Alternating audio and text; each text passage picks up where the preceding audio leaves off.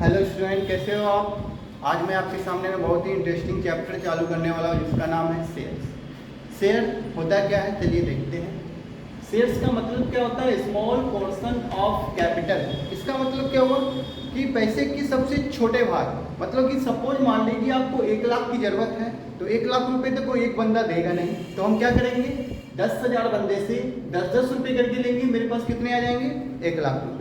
तो एक बंदे से मैं जितना रुपया लिया हूँ उस भाग को मैं क्या बोलूँगा? शेयर। ओके, इसको और भी डिफाइन में और भी अंदर तक समझने के लिए हम क्या करते हैं, पूरे अंदर वे में चलते हैं, समझते हैं प्रैक्टिकली एग्जांपल से कि एक्चुअल में शेयर्स होता क्या है, किस तरह हम रिकॉर्ड करते हैं। सपोज मान लीजिए किसी भी कंपनी में कोई भी शेयर्स होल्डर अगर अप्लाई कर रहा है तो कंपनी उसको किस तरह रिकॉर्ड करती है अपने बुक में, वही सारा इस चैप्टर में करना है। ठीक है, उसी की सारी जनरल एंट्री करनी है। तो चलिए स्टार्ट करते हैं, देखते हैं क्या होता है। सपोज मान लीजिए आप एक आयरन स्टील का प्लांट सेटअप करने वाले हैं और उसमें नंबर ऑफ कैपिटल ज़्यादा चाहिए हमको। सपोज कितने कैपिटल की ज़रूरत है आपको? सपोज मान लीजिए 10 लाख की आपको ज़रूरत है, तो आप आयरन एंड स्टील कंपनी बैठाने वाले हैं, सेटअप करने वाले हैं। तो आप क्या सोच के किए हैं कि मेरे पास कुछ तो कैपिटल सेविंग होगा, तभी हम इतना बड़ा डिसीजन लिए कि हम एक प्लांट सेटअप कर सकते हैं, एक कंपनी ओपन करनी है मुझे। तो सपोज मान लीजिए हम एक कंपनी ओपन करना है मुझे और 10 लाख की मुझे ज़रूरत है। तो अभी तक तो मुझे पता था कि मेरे पास कैपिटल है तो ही हम कंपनी या कोई भी बिजनेस सेटअप कर सकते हैं, या मैं बैंक से लूँगा। तो ये तीसरा फंडा है, मैं कहाँ से लेता हूँ वो आज मैं आपको बताऊंगा। सबसे पहले मान लीजिए 10 लाख रुपए की मुझे ज़रूरत है और मेरे पास 5 लाख रुपए मेरे पास है। तो ये 5 लाख रुपए मेरे अपने कैपिटल है। तो ये इसका मैं जो भी चीज़ करूँगा, किसी कोई भी चीज़ करूँगा इसके साथ, तो मैं अपने पर्सनल बुक में रिकॉर्ड करूँगा। इससे तो किसी चीज़ को कोई मतलब ही नहीं। अब मुझे 5 लाख की और ज़रूरत है, तो ये 5 लाख कहाँ से आएंगे? तो मैं बैंक के पास जाऊँगा या प्रेफरेंस शेयर्स होल्डर या डिवेंचर के पास जाऊँगा। तो ये बैंक क्या बोल रही है कि भैया मैं आपको सिर्फ 2 लाख रुपए ही प्रोवाइड कर सकता हूँ, क्योंकि आपकी ये कंपनी उतनी अच्छी नहीं है, न्यू कंपनी है, स्टेबल नहीं हुई है। तो ये 2 लाख रुपए जो बैंक दिए उस पर हम क्या करेंगे, बैंक को फिक्स इंटरेस्ट हम पेमेंट करेंगे इंस्टॉलमेंट पे, हर एक डेट पे जो भी रेट है। उसके बाद 3 लाख रुपए की और जरूरत है। तो ये 3 लाख रुपए कहाँ से आएंगे मुझे? तो मैं क्या करूँगा कि मैं एक एडवर्टाइज लिखूंगा एक न्यूज़पेपर में कि मेरी आयरन स्टील की कंपनी है और मैं ये प्लांट सेटअप करने वाला हूँ। जो भी बंदे इंटरेस्टेड है आप मेरे कंपनी में इन्वेस्टमेंट कीजिए। अगर इन फ्यूचर मेरी कंपनी प्रॉफिट अर्न करेगी तो आपको मैं प्रॉफिट दूंगा, और लॉस अर्न करेगी तो लॉस सेक्रीफाइस आपको करना पड़ेगा। ओके, अकॉर्डिंग टू प्रॉफिट आपको मैं प्रॉफिट दूंगा जितने आपने शेयर्स परचेज किए मेरे कंपनी के। तो मैं ये 3 लाख रुपए क्या कर रहा हूँ, एडवर्टाइज पब्लिक से ले रहा हूँ, लोकल पब्लिक से। तो मैं क्या बोला कि 3000 बंदे से मुझे 100 रुपये चाहिए। जो भी इंटरेस्टेड है 3000 बंदे आकर मेरे ये शेयर्स परचेज कीजिए। तो मैं ये 100 रुपया जो ले रहा हूँ, ये क्या हो गया मेरा कॉल्ड ऑफ कैपिटल, जो मैं एक शेयर्स का दाम रखा हूँ। ओके, इसको मैं क्या बोलूंगा, कॉल्ड ऑफ कैपिटल, जितना मेरा एक शेयर्स का दाम होता है। जितने से मुझे कंपनी स्टार्ट करनी है 10 लाख रुपए से, ये क्या हो गया मेरा ऑथराइज कैपिटल। ये 10 लाख रुपए मुझे टोटल नीड से कंपनी की, उसको मैं क्या बोलूंगा, ऑथराइज कैपिटल। जितना मेरे पास थे उससे कोई मतलब नहीं है। मैं बैंक से लिया तो ये प्रेफरेंस शेयर्स या डिवेंचर या बैंक हो जाएगा। अब मैं एक्चुअल में पब्लिक से कितना ले रहा हूँ, 3 लाख रुपए। तो ये 3 लाख क्या हो गया मेरा इशूड कैपिटल। इसको मैं क्या बोलूंगा, इशूड कैपिटल। मतलब कि मैं पब्लिक से कितना रुपया ले रहा हूँ, मैं मुझे जरूरत कितनी है उसको मैं इशूड कैपिटल बोलता हूँ। एक्चुअल में पब्लिक दी कितना, सपोज मान लीजिए मैं 3 लाख रुपया मांग रहा हूँ और 3 लाख रुपये मुझे रिसीव्ड हुए पब्लिक से आ जाए, तो उसको मैं क्या बोलूंगा, subscribed capital. Okay, subscribed capital समझ में आ रहा है? चलिए देखते हैं। अब ये 100 रुपया जो मैं पब्लिक से ले रहा हूँ, ये मैं 4 इंस्टॉलमेंट पे लेता हूँ, एक इंस्टॉलमेंट पे कभी नहीं। तो मैं 4 इंस्टॉलमेंट का अलग अलग नाम रख दिया गया। पहला इंस्टॉलमेंट का क्या नाम रख दिया गया, applications, allotment, first call, second call. जरूरी नहीं कि 4 इंस्टॉलमेंट में कंपनी रुपया ले, सब कंपनी की अलग अलग होती है बात। अगर किसी कोई कंपनी 1 इंस्टॉलमेंट, 2 इंस्टॉलमेंट, 3 या 4 इंस्टॉलमेंट इस तरह पैसा लेती है। सपोज मान लीजिए मैं 4 इंस्टॉलमेंट में रुपया पब्लिक से लेना है मुझे, तो हर एक बंदे से मुझे लेना पड़ेगा ना ये 3-3 3000 जो मैं 3000 बंदे से ले रहा हूँ मैं रुपया, तो 3000 बंदे से तो मैं हर एक इंस्टॉलमेंट में रुपया लूंगा। अब मुझे 100 रुपया चाहिए थे, ये 100 रुपया मैं क्या किया, 20 रुपया मैं एप्लीकेशन पे ले लिया, 25 रुपया अलॉटमेंट पे, 25 रुपया फर्स्ट कॉल पे और 30 रुपया मैं सेकेंड कॉल पे ले रहा हूँ। तो मेरे पास कितने आ जाएंगे एप्लीकेशन मनी, 3000 बंदे से मैं 20-20 रुपये के लिया, 6000 रुपया मेरे एप्लीकेशन पे आ जाएंगे। अलॉटमेंट पे कितने आएंगे, 3000 बंदे से मैं 25 रुपये करके लिया 75000, 3000 बंदे से मैं 25 रुपये करके लिया 75000, फर्स्ट कॉल पे आएंगे 3000 बंदे से 30 रुपये करके ले रहा हूँ, मेरे पास 90000 सेकेंड कॉल पे आएंगे। लास्ट में क्या देख रहा हूँ, मेरे पास टोटल 3 लाख रुपए आ गए और मैं कंपनी से डेवलप कर सकता हूँ। तो मैं ये पब्लिक से जिस इंस्टॉलमेंट पे किस अकॉर्डिंग रुपया ले रहा हूँ, इसी की सारी जनरल एंट्री होती है इसमें। तो चलिए स्टार्ट करते हैं, जनरल एंट्री किस तरह किया जाता है। सपोज मान लीजिए मैं सबसे पहले एप्लीकेशन मनी मैं मांग रहा हूँ पब्लिक से, तो मेरे पास पब्लिक अप्लाई करेगी तो मेरे पास क्या आएगा, सबसे पहले क्या आएगा, कैश आएगा। तो बैंक अकाउंट डेबिट, क्योंकि जो चीज आ रहा है what comes in according to real account, तो मैं बैंक को डेबिट करूंगा 60,000 से। मैं किसका रुपया ले रहा हूँ, एप्लीकेशन मनी का, तो to equity shares application account को मैं क्रेडिट करूंगा to bank account debit. Okay, तो bank account debit to equity shares application account को क्रेडिट करूंगा और नरेशन होगा क्या, bank equity shares application money receive. Okay, कोई दिक्कत। अब मैं क्या करूंगा, ये सारे जो रुपया आए एप्लीकेशन के, मैं क्या करता हूँ, एक छोटा सा गुल्लक बना लेता हूँ, एक कहीं पे ऐसा जगह पे रख देता हूँ रुपया, ये सारे रुपया का इंस्टॉलमेंट मनी, जो मुझे एक्चुअल में पता चल सके कि एक ही बार देखूँ और मुझे पता चल सके कि किस इंस्टॉलमेंट पे कितना रुपया मेरे रिसीव। तो मैं जहां पे भी रखता हूं उसका मैं एक लेजर पोस्टिंग करता हूं, उस लेजर को क्या नाम दिया गया, इक्विटी शेयर्स कैपिटल अकाउंट। तो मैं एप्लीकेशन मनी को कहां ट्रांसफर कर रहा हूं, शेयर्स कैपिटल अकाउंट में। तो equity shares application account debit to equity shares capital account 60,000 जो रुपया मुझे रिसीव हुआ उसको मैं कहां पे ट्रांसफर कर दिया, शेयर्स कैपिटल अकाउंट में। तो bank equity shares application money due, इसका नरेशन क्या होगा, bank equity shares application money due. अब आते हैं अलॉटमेंट मनी पे। अब मेरा क्या हुआ कि मैं फर्स्ट इंस्टॉलमेंट रुपया मंगवा चुका हूँ, इसका जनरल एंट्री भी कर लिया। अब मैं सेकंड इंस्टॉलमेंट पे जैसे ही आऊंगा तो क्या करूंगा मैं, सपोज मान लीजिए आप एक बाइक परचेज किए हो इंस्टॉलमेंट पे, क्योंकि बहुत तंगी है तो आप इंस्टॉलमेंट पे ही सारा चीज परचेज करोगे अभी। तो मान लीजिए सपोज 50,000 का बाइक आप परचेज किए हो, कब परचेज किया, 1 जनवरी को। ओके, तो 1 जनवरी को जो आप परचेज किए 50,000 का मोबाइल, तो बाइक सॉरी, अगर बाइक आप 1 जनवरी को परचेज किए हो तो कुछ डाउन पेमेंट दिए होंगे, मान लीजिए 10,000 रुपये आप यहाँ पे दिए। ओके, उसके बाद अगला इंस्टॉलमेंट कब बनेगा आपका, फरवरी में। तो फरवरी में आप कितना दोगे, जो इंस्टॉलमेंट कंपनी बांधेगी, फिर मार्च में दोगे आप, फिर अप्रैल में दोगे। ओके, तो आप तो जनवरी में देगी, क्या फरवरी में आप दोगे, बिना बैंक मांगेगी तो कभी नहीं दोगे।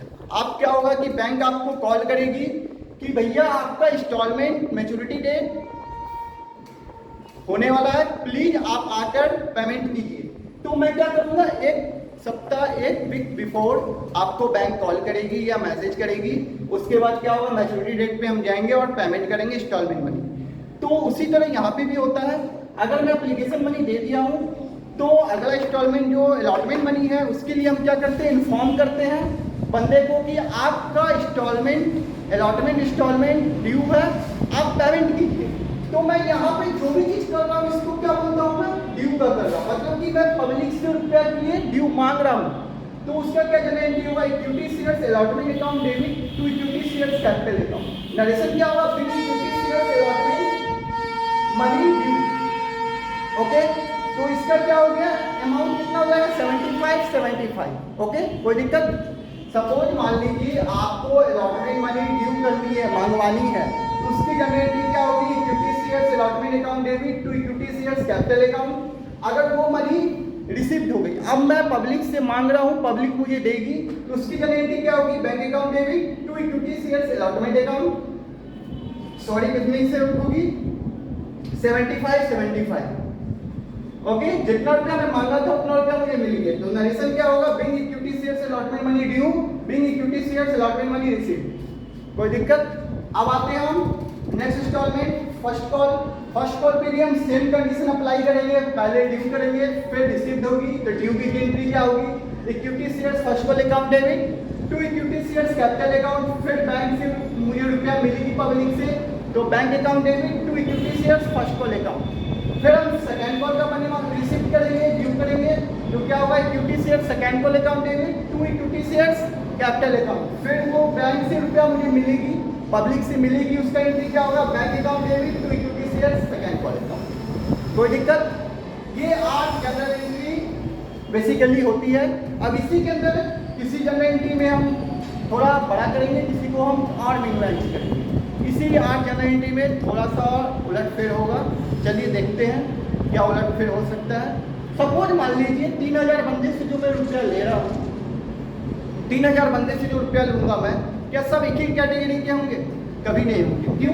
क्योंकि ये 3000 बंदे जो है इसमें से कुछ अपर लेवल के होंगे, कुछ मिडिल क्लास होंगे, कुछ नीचे के होंगे, मतलब कि पुअर्स फैमिली। तो जो गरीब लोग हैं, जो पैसा इकट्ठा करके कंपनी में इन्वेस्टमेंट किए हैं, वो आशा किए हुए हैं कि इन फ्यूचर हमको प्रॉफिट होगा इस कंपनी से, तो हम अच्छे सेक्रीफाइस ये फैमिली चला सकते हैं।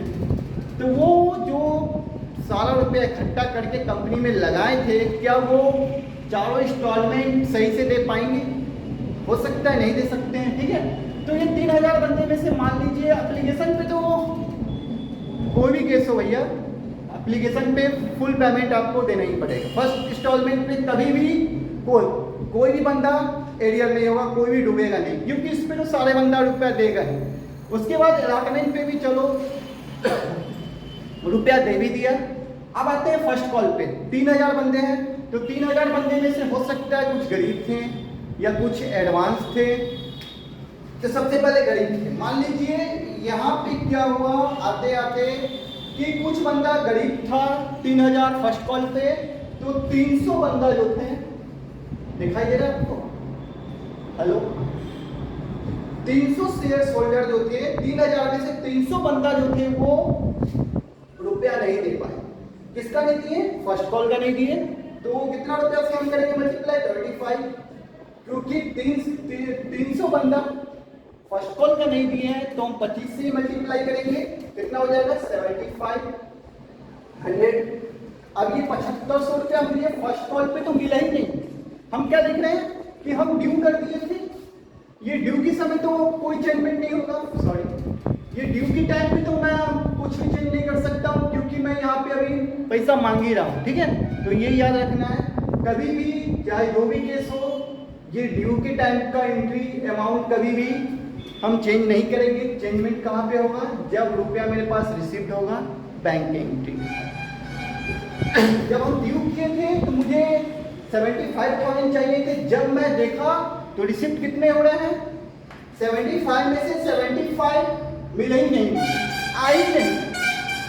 तो मेरे पास रुपया नहीं आया, तो क्या हुआ? मेरे लिए लॉस है, क्योंकि अब वो बंदा देगा ही नहीं रुपया, तो मेरे लिए क्या हो गया? वो लॉस हो गया। लॉस को हम क्या करते हैं? डेबिट करते हैं। क्यों? According to nominal account. तो ये जो भी लॉस हुआ, इसको हम क्या बोलेंगे? कॉल्सिंग एरियर। ओके, जो भी बंदा नहीं दिया फर्स्ट कॉल पे, उसको हम क्या बोलते हैं? कॉल्सिंग एरियर। ओके, कोई दिक्कत? जो रुपया नहीं मिलता है किसी भी इंस्टॉलमेंट पर, जितने रुपए नहीं मिले उसको हम कॉल्सिंग एरियर बोलते हैं, और ये हम डेबिट करते हैं उसी इंस्टॉलमेंट के साथ, बैंक की एंट्री के साथ। तो यहाँ पे हमको अब पता है कि हम ये कॉल्सिंग एरियर को डेबिट करना है अकॉर्डिंग टू नॉमिनल अकाउंट, इसलिए हम कॉल्सिंग एरियर को हम डेबिट किए कितने से? 75, 100 से। तो ये कितना हो जाएगा? फटाफट आप कैलकुलेट करके मुझे बताइए। हुआ? क्यों नहीं हुआ? ठीक है, 67,500। ओके, अब चलिए आते हैं फिर से। ये तो रहा कॉल्सिंग एरियर। अब कॉल्सिंग एडवांस होता है क्या? कॉल्सिंग एडवांस क्या होता है कि सपोज मान लीजिए ये 3000 बंदे में से ये तो लोअर फैमिली थे जो रुपया नहीं दिए, कुछ मिडिल क्लास फैमिली होते हैं जिनको लगता है कि मेरे पास अभी प्रेजेंट में रुपया पड़ा हुआ है, इन फ्यूचर नहीं हो सकता है मेरे पास रुपया, ठीक है। तो हम क्या सोचते हैं कि फर्स्ट कॉल पे जो 3000 बंदे थे, यहाँ पे भी हमको देना है रुपया। अब हम क्या सोचे कि हम क्या करते हैं कि हम किसी भी जगह काम खत्म कर देते हैं। क्योंकि हमको पता है कि अब उस डेट पे मेरे पास अप्रैल में रुपया नहीं रहेगा, हम मार्च में ही इंस्टॉलमेंट पूरा दे देते हैं, मेरे पास अभी रुपया पड़ा हुआ है, ठीक है।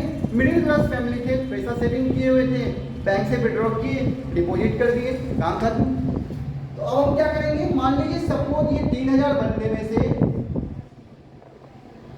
200 बंदा, ठीक है, ये 3000 में से 200 बंदा क्या किया है, ये फाइनल कॉल का मनी फर्स्ट कॉल पे दे दिया, ओके। तो इसको हम क्या बोलेंगे, सपोज मान लीजिए 200 बंदा फाइनल कॉल का मनी फर्स्ट कॉल पे दिया है। ये हरदम याद रखिएगा, कॉल्स इन एडवांस में क्या होता है, बहुत मिस्टेक होता है, बंदा क्या करते हैं, जिस पे एडवांस दे रहा है उसी के मनी से मल्टीप्लाई कर देते हैं। ये कभी नहीं करना है। क्या करना है, जिसका इंस्टॉलमेंट हम जिस पर दे रहे हैं, जिसका इंस्टॉलमेंट हम जिस पर दे रहे हैं उस पे से नहीं करना है, जिसका हम दे रहे हैं उसके मनी से मल्टीप्लाई करेंगे हम, ठीक है। अगर हम सेकेंड कॉल का फर्स्ट कॉल पे दे रहे हैं एडवांस में, तो सेकेंड कॉल का मनी को हम मल्टीप्लाई करेंगे, नहीं कि हम फर्स्ट कॉल मनी को मल्टीप्लाई करेंगे।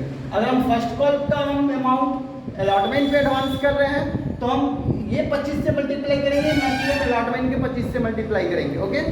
चलिए अब देखते हैं कितना हमने कॉल इन एडवांस किए। 6000 के हम क्या किए हैं, फर्स्ट कॉल का हम क्या किए, सेकंड कॉल का फर्स्ट कॉल पे हम एडवांस कर दिए। इसका जनरेटिव क्या होगा, अब मुझे पता है कि यहाँ पे कोई भी चेंजमेंट नहीं होगा, चेंजमेंट क्या होगा, यहाँ पर होगा। कॉल इन एडवांस क्या होता है मेरे लिए, प्रॉफिट है, इनकम है। तो इनकम हम क्या करते हैं, according to nominal account credit, ये भी बात पता चली गया। ये भी पता है कि बैंक के साथ ही होता है, क्रेडिट साइड होगा। तो कॉल्स इन एडवांस कितने से है, 6000 से है। अब ये 6000 रुपया और यहाँ पे मेरा इंक्लूड हो गया, तो अब हम क्या करेंगे, इस 6000 को और हम बढ़ा देंगे। कितना हो जाएगा ये, भाई कैलकुलेट कर ले, ओके, शायद यही होगा, देख लेना, ओके, कोई दिक्कत। चलिए आज हम आपको क्या बताएं, shares, calls in arrear, calls in advance. अब आते हैं, छोटा सा टॉपिक है, एस प्रीमियम, सिक्योरिटी प्रीमियम होता है क्या। सपोज मान लीजिए आपकी कंपनी है, ठीक है, आपकी कंपनी है, 3000 बंदे से मुझे 100 रुपये करके लेना था। तो ये 100 रुपया 3 कैटेगरीज में हम ले सकते हैं। सबसे पहले हम क्या किए कि मेरी कंपनी कंटिन्यू चल रही है, कोई भी ना प्रॉफिट ना लॉस हो रहा, मतलब कि एवरेज प्रॉफिट हम मान कर रहे हैं। तो हम क्या सोचते हैं कि हम इसी अमाउंट में हम क्या करेंगे, शेयर मंगा लेते हैं, ठीक है। 100 का हम के लिए 100 रुपया ही हम मांग रहे हैं, ठीक है। तो इसको हम क्या बोलेंगे, पार बोलेंगे। जो हम पार का सारा जनरल एंट्री किए, ये पार का जनरल एंट्री है। अगर सपोज मान लीजिए मेरी कंपनी प्रॉफिट अर्न कर रही है, ठीक है, हम इशूड किए 3000 बंदे से हमको रुपया चाहिए थी, और आ गया मेरे पास 4000 5000 बंदा 100 रुपया करके परचेज कर रहा है। तो हम क्या सोच रहे हैं कि हम रिजेक्ट क्यों करें। अब हम क्या सोचते हैं कि हम 110 रुपया बढ़ा देते हैं, अपना शेयर्स का दाम थोड़ा और बढ़ा देते हैं, बंदा परचेज करेगा ही, क्योंकि मेरी कंपनी अच्छी है, रेपुटेड कंपनी है। तो ये हम क्या किए, 10 रुपया और बढ़ा दिए। तो ये 10 रुपया क्या हुआ मेरे लिए, एस प्रीमियम। इसको हम क्या बोलेंगे, एस प्रीमियम। कभी कभी क्या होता है कि कंपनी लॉस में जाती है, बहुत खराब होती है, ठीक है। तो ये हम 3000 बंदे से रुपया मांग रहे थे, 100 रुपया एक शेयर्स का वैल्यू था, वो भी परचेज नहीं कर रहा है कोई। तो हम क्या करेंगे, मार्केट में इसका वैल्यू कितना कर देंगे, 90 रुपया कर देंगे, जो भी बच्चे खरीद सके मेरा शेयर। तो इसको हम क्या बोलेंगे, डिस्काउंट, ओके। तो अब मेरे पास 90 रुपया आएगा, तो हम क्या करेंगे, सारा काम 90 ही से करना होगा यहाँ पे, ओके। ये सारा काम 90 से करना होगा, मतलब कि 250 250 250 250 सब में से हम कम कर देंगे, और अकॉर्डिंग टू 90 हम सारा जनरेट करेंगे। बट अगर मेरा 100 से 110 हो गया, तो ये क्या है मेरा, ये तो मेरा पार वैल्यू है। ये 10 रुपया मेरे लिए क्या है, एज प्रीमियम का अमाउंट है, प्रॉफिट अमाउंट है। तो मेरा जो 10 रुपया प्रॉफिट हो रहा है एक्चुअल में, उसको हम सिक्योरिटी प्रीमियम बोलते हैं। तो ये सारा जनरल में से हम कहाँ पे इसको शो ऑफ करेंगे, सिक्योरिटी प्रीमियम अमाउंट। तो ये कंपनी डिसाइड करती है अपने अकॉर्डिंग, वो किसी भी इंस्टॉलमेंट पे सिक्योरिटी प्रीमियम अमाउंट ले सकती है, क्योंकि कंपनी जब इशूड की थी कैपिटल, उसी समय वो एस प्रीमियम अमाउंट भी इशूड कर दी थी, इसलिए वो एप्लीकेशन पे भी शूट कर सकती है, अलॉटमेंट पे भी, फर्स्ट कॉल पे, सेकंड कॉल पे भी, ठीक है। अगर क्वेश्चन में कुछ भी मेंशन नहीं है, तो हम क्या कर सोचते हैं कि हम अलॉटमेंट पे हम ले रहे हैं एस प्रीमियम का अमाउंट, ओके। तो कितने रुपये हम ले रहे हैं, 10 रुपये से ले रहे हैं। कितने बंदे से लेंगे, टोटल 3000 बंदे से लेंगे। कितना रुपया आएगा मेरे पास, 30,000 रुपया मेरे लिए ये प्रॉफिट है, जिसको मुझे कोई भी हिसाब नहीं करना है, ठीक है, क्योंकि मेरा कॉल ऑफ कैपिटल 10 था, ये एस प्रीमियम है। अगर हम उसको प्रॉफिट देंगे तो हम 100 रुपये के ही अकॉर्डिंग उसको प्रॉफिट देंगे। ये 10 रुपया मेरे लिए प्रॉफिट हुआ, क्योंकि कंपनी इशूड कर रही है, क्योंकि कंपनी प्रॉफिट मेकिंग है, रेपुटेड कंपनी है। तो ये 6,000, ये जो 30,000 रुपया है, ये हम अलॉटमेंट पे इशूड करेंगे। यहाँ पे कहाँ पे शो ऑफ करेंगे हम? तो ये याद रखना है बच्चे, हम क्या बोले थे कि चेंजमेंट यहाँ पे नहीं होता है, बैंक के साथ होता है। बट यहाँ पे एस प्रीमियम हम इशूड के टाइम पे ही इशूड किए थे एस प्रीमियम, इसलिए ये बैंक के साथ नहीं होगा, मेरा यहाँ पर एस प्रीमियम अमाउंट होगा और इसको हम क्रेडिट करेंगे, क्योंकि ये मेरे लिए प्रॉफिट है।